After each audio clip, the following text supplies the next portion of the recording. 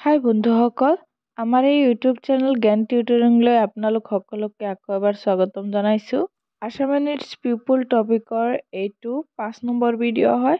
ইয়াৰ আগতে 4টা part upload দিয়া হৈছে। যদি আপোনালোকে এই ভিডিঅ'সমূহ চোৱা নাই তেন্তে লিংক ডেছক্ৰিপশ্যনত দিয়া আছে, তাত গৈ আপোনালোকে আগৰ ভিডিঅ'সমূহ চাই ল'ব। এতিয়া আহক আজিৰ ভিডিঅ'টি আৰম্ভ কৰোঁ। আজিৰ প্ৰথম প্ৰশ্ন, অসমৰ কোন মুখ্যমন্ত্ৰীৰ কাৰ্যকালত প্ৰথম পঞ্চবাৰ্ষিক পৰিকল্পনা আৰম্ভ কৰা হৈছিল? ইয়াৰ শুদ্ধ উত্তৰটো হৈছে option B, Bishnuram Medhi. Next question, 1937 চনত পোনপ্ৰথমবাৰৰ বাবে কাৰ নেতৃত্বত অসমত প্ৰথম চৰকাৰখন গঠিত হৈছিল? ইয়াৰ শুদ্ধ উত্তৰটো হৈছে option A, Syed Muhammad Saadulla. Next question, Orunodoi আঁচনিত অগ্ৰাধিকাৰ লাভ কৰা পৰিয়াল কোনবিলাক? ইয়াৰ শুদ্ধ উত্তৰটো হৈছে অপশ্যন ডি, বিধৱা বিবাহ বিচ্ছেদ হোৱা মহিলা সদস্য, অবিবাহিতা মহিলা সদস্য, পৃথক হোৱা মহিলা আৰু যিকোনো বিশেষভাৱে সক্ষম সদস্য থকা পৰিয়াল। নেক্সট কুৱেশ্যন, স্বাধীনতাৰ পূৰ্বে অসমৰ প্ৰথম গভৰ্ণৰ কোন আছিল? ইয়াৰ শুদ্ধ উত্তৰটো হৈছে option A, Nicholas Beatson Bell. Next question, Barail পৰ্বতমালাৰ সৰ্বোচ্চ শৃংগ কোনটো?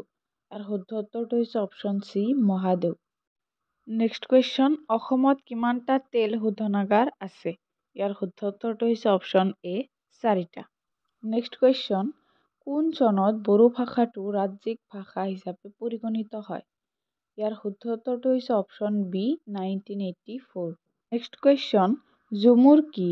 ইয়াৰ শুদ্ধ উত্তৰটো হৈছে অপশ্যন এ, ঝুমুৰ হৈছে চাহ জনজাতিৰ গীত। নেক্সট কুৱেশ্যন, আছাম কোম্পানী লিমিটেডৰ সদৰ অফিচটো ক'ত অৱস্থিত? ইয়াৰ শুদ্ধ উত্তৰটো হৈছে অপশ্যন এ, নাজিৰা। নেক্সট কুৱেশ্যন, অসমত কিমান ব্যাঘ্ৰ প্ৰকল্প আছে? ইয়াৰ শুদ্ধ উত্তৰটো হৈছে অপশ্যন ডি, 3টা। 3টা কি আছিল? কাজিৰঙা নেশ্যনেল পাৰ্ক, কাজিৰঙাক 2007 চনৰ 3 আগষ্ট তাৰিখে টাইগাৰ ৰিজাৰ্ভ ঘোষণা কৰা হৈছিল। 2 নম্বৰ, মানাস নেশ্যনেল পাৰ্ক, 1973 চনত ইয়াক টাইগাৰ ৰিজাৰ্ভ হিচাপে ঘোষণা কৰা হৈছিল। 3 নম্বৰ, নামেৰী ৰাষ্ট্ৰীয় উদ্যান, নামেৰী ৰাষ্ট্ৰীয় উদ্যানক 2000 চনৰ 3 মাৰ্চ তাৰিখে টাইগাৰ ৰিজাৰ্ভ হিচাপে ঘোষণা কৰা হৈছিল। নেক্সট কুৱেশ্যন, অসম সাহিত্য সভাৰ মুখ্য কাৰ্যালয় ক'ত অৱস্থিত? ইয়াৰ শুদ্ধ উত্তৰটো হৈছে অপশ্যন এ, যোৰহাট। নেক্সট কুৱেশ্যন, অসম উপত্যকা সাহিত্য বঁটা কোনে প্ৰদান কৰে? ইয়াৰ শুদ্ধ উত্তৰটো হৈছে option D, Williamson Magor education trust. ইয়াৰ লগত আপোনালোকে মনত ৰাখিব যে অসম উপত্যকা সাহিত্য বঁটা লাভ কৰা প্ৰথম ব্যক্তি ভৱেন্দ্ৰনাথ শইকীয়া আছিল। নেক্সট কুৱেশ্যন, কোনগৰাকী কবিক সুগন্ধি পখিলাৰ কবি বুলি জনা যায়? ইয়াৰ শুদ্ধ উত্তৰটো হৈছে option A, Hiren Bhattacharya. Next question, সিংহ পুৰুষ বুলি কাক জনা যায়?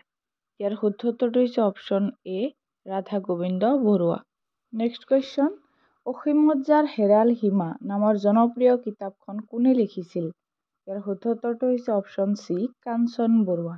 ভিডিঅ' চাই ভাল পালে চেনেলটো নিশ্চয়কৈ ছাবস্ক্ৰাইব কৰিব, লাইক কৰিব আৰু লগৰ বন্ধু বান্ধৱীসকললৈ শ্বেয়াৰ কৰি দিব। আজিৰ কাৰণে এইখিনি, পিছত আকৌ এটা নতুন ভিডিঅ'ত লগ পাম। ধন্যবাদ।